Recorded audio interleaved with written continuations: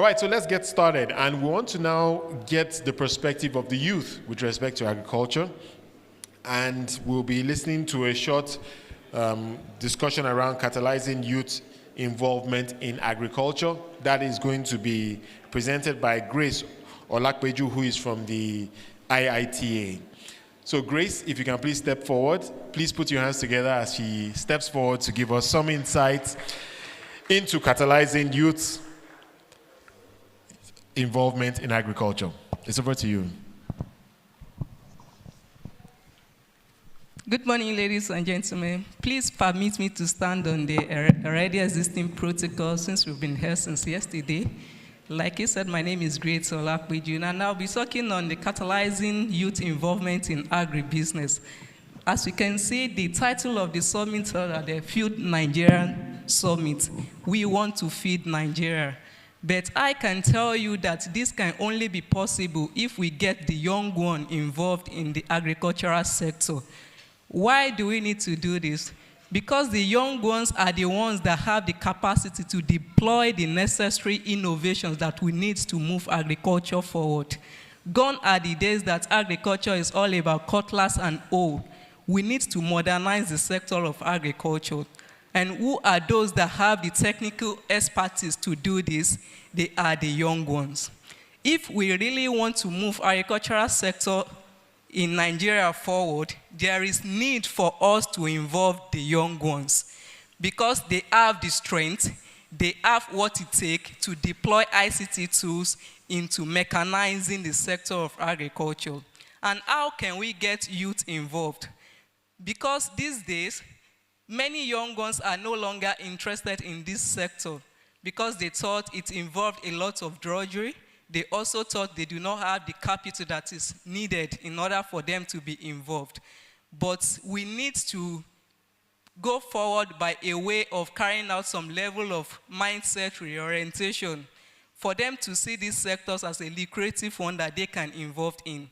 Also, we notice that the rate of unemployment is increasing. And according to a report of FAO 2019, they help us to know that the aging farming population is affecting food security in Nigeria, meaning the farmers that we have currently, they are increasing in age, which shows that there is need to develop the young ones for them to take over from these older ones. And at this stage, if we do not get this young one involved, that means that the food security that we are looking forward to, that cannot happen. What happens when these older ones are no longer there to provide the food that we are eating currently? And one other thing is that the older ones are more involved in these traditional tools that they are using. That is why we have deficits in the agricultural sector, that they are not able to produce enough. For us to produce enough of food that is sufficient enough for the teeming population of Nigeria today, the youth needs to get involved. And if we really want to get the youth involved, we need to create the enabling capacity for them to be able to function very well in this sector. Talking about the enabling capacity, we need to put in place a financing system that is easily accessible to the young ones. Apart from that, we need to also put in place a capacity building system whereby the young ones will be trained in agricultural sector with the needed skill that they need in terms of entrepreneurial skill, the technical skill, and all other skills that will make them function very well in this system. That is what can make the agricultural system or agribusiness in Nigeria to be a sustainable one. Because just as we have been having a lot of discussion yesterday, we want a support in agriculture that will make it a sustainable one. But if those that have the skills are not involved, it will be a mere discussion. But if those that have the skills, have the strength, and also have the capacity to drive these sectors are involved, then we will be able to have success story in terms of agriculture. That is one area that IITA is looking into. I am from IITA Youth in Agribusiness Office, and we have a lot of projects that focuses on the young one. This system does not just gather them, but we build young ones' capacity in agricultural system. there is capacity building that involves training young ones. But at the end of the day, what happens to these young ones that are trained? We notice that there is still this gap that needs to be filled in terms of support system for young ones in agriculture. So our plea this morning is that the basic discussion that we have in this summit, we want to materialize it by engaging young ones in agricultural sector to make it a sustainable system in Nigeria. Thank you. Sorry, Grace, if you can just stay there for a bit. Thank you very much. All right, so what we want to do is that we want to integrate this issue a little further. So she has made the point about the need to really just catalyze youth involvement. She's made all the very pertinent points in terms of making sure that we train the youth, we provide funding, and we should be supportive. But now we want to hopefully take that beyond just a conversation. And what we're hoping to do is that if we have so many people in the room, including our youth, and others who should be supporting our youth. So we would like to hear your feedback concerning the issues that she has raised, and let us have more conversation about that. As we know, we have rapporteurs that are taking a record of all the things that we are discussing here, and at the end of the conference, we are going to move this forward to the authorities who can make the necessary changes. So, do we have any? Okay, wonderful. So please, as you contribute, please introduce yourself, and if you can, go straight to the point. Thank you very much. Thank you. I'm Professor Ekani from Ahmadu University. I'm the Executive Director of NRLS. It caught my attention when he was talking about what they need to get into the agri-space. Now, from 2012 to date, the paradigm shift from the traditional to agribusiness was introduced. In business, overtaking is allowed. You don't need to take permission from anybody to overtake. And listen to me. So waiting for somebody to come and get you involved. During the NSAS, you remember, it was digitalized. Who asked you to use the ICT? It was just deployed. So what I want to tell you is this. For capacity building, you can get yourself built. I have a son that is learning how to do a helicopter from YouTube. And in the days, what she can do now. So please get yourself exposed to the information age. IITA, you see, I think I met the training officer yesterday. In my place, we are training we're going to be training about 600 in Kaduna, and about another one in Kano. Of this youth in Yorama, you know about it? Yes, sir. It's based in my institute. And it's a wonderful thing. There, they teach all of them about how to develop business print, how to look for what is the business in any opportunity. So please, don't wait for anybody to get you involved. And I'm talking about what they call it. You're talking about financing. If you wait for the government to come and finance you, once you have business plan that is actionable, that is feasible, that makes sense, and the business work can see business out of it, you don't need government. You don't need to wait to call government. That's what I advise you. Thank you. Okay. Right. Thank you so much, please, sir. if you can react to that. Yes, please. Yes, go ahead. sir. Like he just said, he highlights the efforts that have been put in place for youth before, and also that youth should not wait for somebody to involve them. But the area we are looking at is that the young ones that are just coming up, they do not have the capacity needed in terms of capital to invest. He made mention of having a good business plan put in place. But in most cases, these people that have this business plan put in place, they do not know where to go to drop that business plan. There is that gap there. You will see brilliant mind, brilliant proposal, and the like. Sir, if you can make that available, a kind of, okay, these are the areas that you can submit such business plan. Maybe we can have some address, we can have some contacts of those that are actually into investing in young ones in terms of, okay, if you have the business idea that is bankable, that is reasonable, we are ready to fund your business. Can we just have some of those addresses, some of those contacts, right, so that we make it available for the young ones? Thank you very much, Grace. So she's making the point that it's not that we do not have the brilliant minds that can put these business plans together, but after they do that, where do they go? So I think we have another contribution here. Good morning, everybody. My name is Amino Ismail. I am a practicing agronomist. I was fortunate to have my NYSC in Benue State. Like the lady that spoke last said, youth do not know where to gather information. Who are the vendors? When the youth are growing up, it's the first class information they have that contribute to their future. Like, while I was a youth corper in 1998-99 in Benue, the youth in Benue, they used to be proud of having food in their barn for their family and be able to take it to market to fund their family. But unfortunately, when I traveled recently to Benue, the situation has changed. The youth now are into thuggery. Still, the youth don't know where to get the information.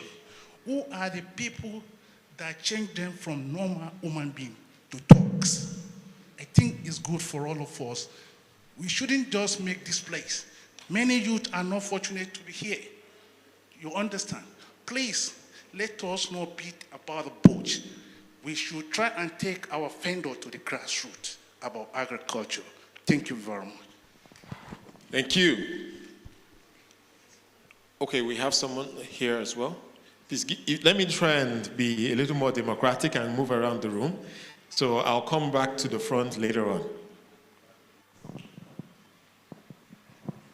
Hello, good morning, everyone. My name is Abu Jachupu. I'm the co-founder of Green Nectar Resources and a founding member of NCIFA, a youth-led initiative to mobilize other young people into agriculture.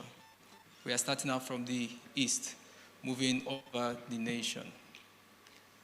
Now, one of the basic things that is very important, everybody can hold any kind of idea that young people, yes, have access to markets, or that young people should be incentivized to go into the markets. But how can we do that if the entry barrier to the market is so tight? How do young people access land if they don't have finances and the rest of it?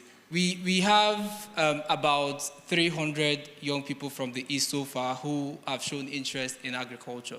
What we do is that we pull funds from other young people who have some level of income, and we get land and portion this land to people based on different crops that our business, agricultural practices they want to undertake. Now, if people say young people have some things based on what happened with NSAS. NSAS, there is information. Young people, other people do have ways or avenues that have been created where young people are said, you know where to do what you need to do and when to do it. Why it is so important that young people are helped to get into the agricultural space is because of the level of innovation they can bring into it. If you look at the fintech industry, you see the change that the young people are bringing there. Look at the entertainment industry. Look at the level of resources that they are deploying, the level of initiative that they are bringing in. So what we need to do is to create, just like the session before we went for lunch yesterday identified. Can we have kind of a program where young people can come, not only gain capacity, but, you know, there is some land or some internship program where they can test out these things. And just like the system that happened in the East, where after they've done learning, they can say, okay, you have this, you use this to start off. and they mentor you through the process. I think if we adopt this kind of approach, it is going to bring more young people into.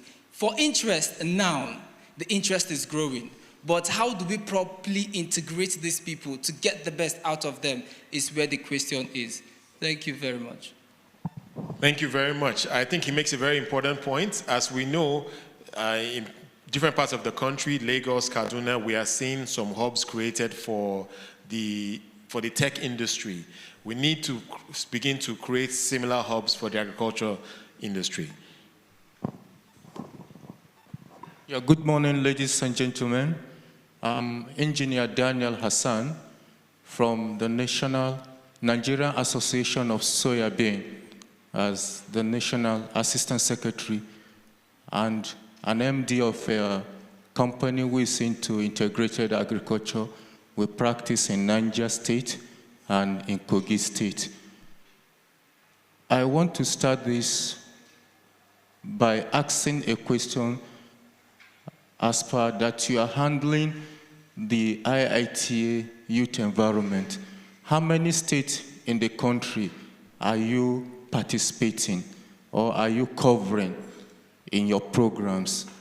Because I discovered that it's as if the IITA youth program is covered only in Ibadan and other states are not feeling your impact. I think IITA has one of the best wealth of technology and innovation in agriculture, which it should not be only predominantly around the West. It should have covered other aspects. And as a matter of fact, like you have said, I love what you have said, that all players should be proactive in saying that youths participate in agriculture, because you don't expect me to go to agriculture with the old method. So I employ all other people well-to-do in the nation to please come in with all it takes so that the youths can go back to agriculture. Thank you.